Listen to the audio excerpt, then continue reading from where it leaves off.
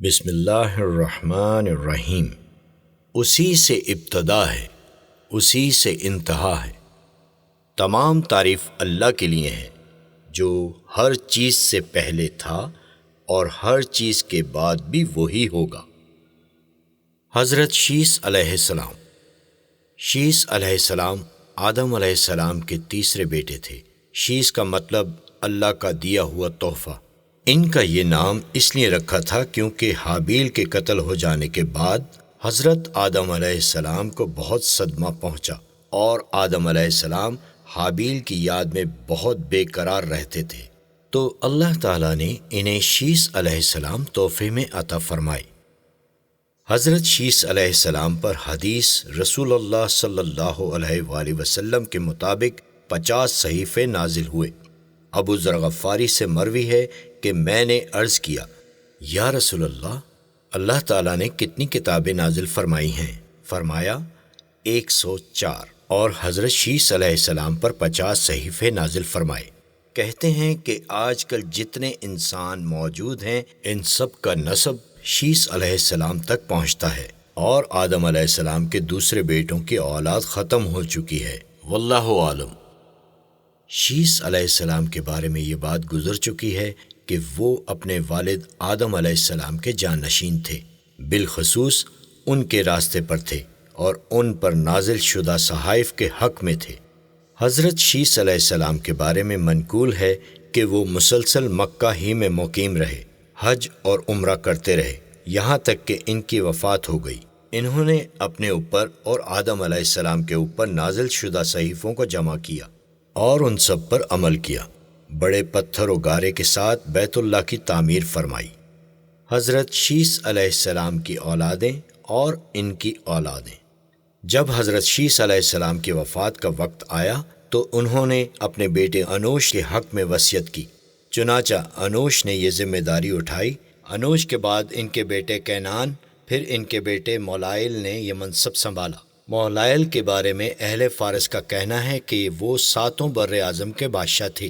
مولائل دنیا کے پہلے انسان تھے جنہوں نے درخت کاٹے، شہر بسائے اور بڑے بڑے قلعے تعمیر کیے۔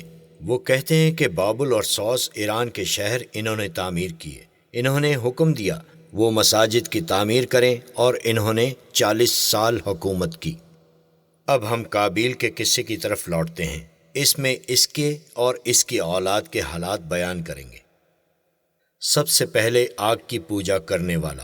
ایک روایت میں ہے کہ جب قابیل نے حابیل کو قتل کیا اور اپنے والد آدم علیہ السلام سے چھپ کر یمن کی طرف راہ فرار اختیار کی تو اس کے پاس شیطان حاضر ہوا اور اسے کہا کہ حابیل کی قربانی کو قبول کرنے کی وجہ یہ ہے کہ حابیل آگ کی خدمت اور اس کی عبادت کرتا تھا، اس لیے آگ نے اس کی قربانی کو قبول کر لیا اور کھا لیا۔ پس تو قابیل نے ایک آتش کدہ تعمیر کیا اور آگ کی پوجا کرنے والا یہ پہلا شخص ہوا۔ ابن اسحاق سے مروی ہے کہ قابیل نے اپنی بہن بنت آدم علیہ السلام سے نکاح کیا تو اس سے ایک لڑکا خنوح پیدا ہوا۔ پھر خنوح نے اپنی بہن سے نکاح کیا تو اس کے بطن سے انوشل پیدا ہوا۔ انوشل نے اپنی بہن سے نکاح کیا تو اس کا بیٹا لامک پیدا ہوا۔ لامک نے 2 شادیاں کیں، ایک بیوی سے لڑکا پیدا ہوا جس نے قباب شہر میں رہائش اختیار کی، اور لامک کی اسی بیوی سے ایک اور لڑکا توبت پیدا ہوا، اور اسی نے سب سے پہلے ڈف بجانے کی ابتدا کی۔ اور پھر ایک بیٹا تبلقین پیدا ہوا، اور اسی نے سب سے پہلے تانبے اور لوہے کی صنعت ایجاد کی۔ اور اس طرح بنو قابل میں پہلی بار موسیقی کا ایجاد ہوا، اور ان کی اولاد میں سے بڑے بڑے جابر فرعون صفت لوگ تھے، اور انہیں مخلوق میں کشادگی عطا کی گئی تھی۔ پھر قابل کی اولاد سوائے چند کے باقی نہ رہی، اور شیث بن آدم علیہ السلام کی اولاد کے علاوہ تمام اولاد کا نسب مجہول اور نسل منقطع ہو گئی۔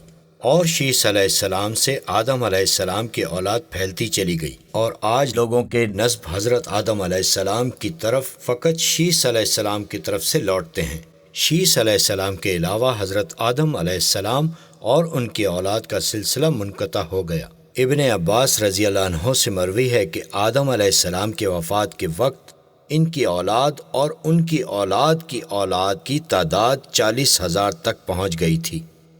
جب آدم علیہ السلام نے قابیل کی اولاد میں زنا، شراب نوشی اور برائی دیکھی تو بنو شیس کو وصیت کی کہ وہ ہرگز بنو قابیل سے نکاح نہ کرے۔ اس خبر کے بعد بنو شیس کو غار میں لے گئے اور ان کے ارد گرد ایک دیوار تعمیر کر دی تاکہ بنو قابیل میں کوئی شخص ان کے قریب نہ جا سکے۔ پھر ان میں سے ایک خوبصورت نوجوان فرد نے کہا کہ ہمیں دیکھنا چاہیے کہ ہمارے چچازاد بنو قابیل کے ساتھ کیا معاملہ پیش آیا۔ پس ان میں سے 100 آدمی بنو قابیل کی طرف پہنچے۔ جب وہ وہاں پہنچے تو بنو قابیل کی عورتوں نے انہیں دیکھا تو دیکھتی ہی رہ گئیں، کیونکہ وہاں کے مرد بدصورت اور عورتیں بہت خوبصورت و حسین تھیں، اور بنو شیس کے مرد خوبصورت و جمیل تھے۔ بنو قابیل کی عورتوں نے بنو شیس کے خوبصورت مردوں کو اپنی طرف دعوت دی اور انہیں اپنے جمال میں پھانس لیا اور وہ ان کے ساتھ رہنے لگے۔ پھر بنو شیس کے 100 اور آدمیوں نے کہا ہمیں دیکھنا چاہیے کہ ہمارے بھائیوں کے ساتھ کیا قصہ پیش آیا۔ پس وہ بھی پہاڑ سے اتر کر ان کی طرف چل پڑے۔ پھر انہیں بھی بنو قابیل کی عورتوں نے پھانس لیا۔ پھر تمام بنو شیس اترے اور معصیت پھیل گئی، اور انہوں نے آپس میں ایک دوسرے سے نکاح کیے، اور آپس میں اختلاط کی وجہ سے بنو قابیل کی تعداد اتنی بڑی کہ روئے زمین ان کی نسل سے بھر گئی، اور وہی لوگ نوح کے زمانے میں غرق کیے گئے۔ ناظرین، آج ہم نے حضرت شیس علیہ السلام کا واقعہ آپ کی خدمت میں پیش کیا۔ انشاءاللہ آئندہ آپ کی خدمت میں حضرت ادریس علیہ السلام کے واقعے کے ساتھ پیش ہوں گے۔ تب تک کے لیے اجازت چاہتے ہیں۔ اللہ حافظ و ناصر۔ تمام انبیاء کرام کے واقعات سے بہت کچھ سیکھنے کو ملتا ہے۔ دین و دنیا کی تکالیف میں صبر و شکر کرنے میں مدد ملتی ہے، اور ہمیں اپنی زندگی کی اصلاح کرنے کا موقع ملتا ہے۔ دعا ہے رب کریم سے کہ ہمیں اس کے احکامات پر عمل درآمد کرنے اور رسول اللہ صلی اللہ علیہ وآلہ وسلم کی سنت پر چلنے کی توفیق عطا فرمائے۔ آمین یا رب العالمین۔